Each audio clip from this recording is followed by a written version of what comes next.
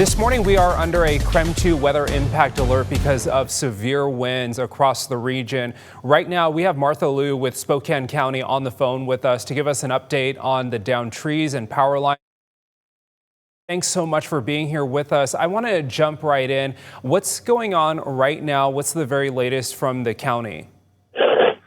Right now, what we have are downed trees and power lines in all 4 road districts. In other words, throughout the county. If you live in an area that is forested, I can almost guarantee you have downed trees and power lines. Wow.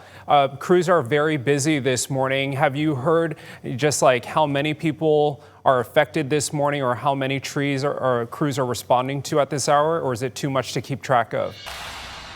It's too much to keep track of because it's a changing situation. Trees are coming down. We've had crews out working 24 hours round the clock since 4 o'clock yesterday afternoon. They will continue to do that until the roads are cleared. So trees come down, crews go out, try to remove it. If there's a power line tangled in the tree or the branch, there's nothing they can do until the power company comes and takes care of the situation. Then they can move the debris from the roadway.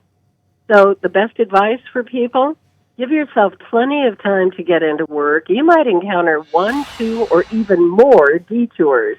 The northern part of the county is especially hard hit. Well, Martha Liu, we just lost power in our studio, so hopefully you can still hear me. I want to ask you, what do you want the community to know if they encounter a downed tree or power line? Don't try to move it. Don't try to drive over it. Please avoid it because you're risking your life in order to take care of that. It's just not worth it.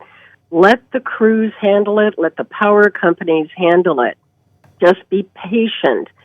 Spokane County has the largest unincorporated road system in the state of Washington at over 5,100 lane miles. So we're doing the best we can. Again, our crews are out in all 4 road districts working around the clock.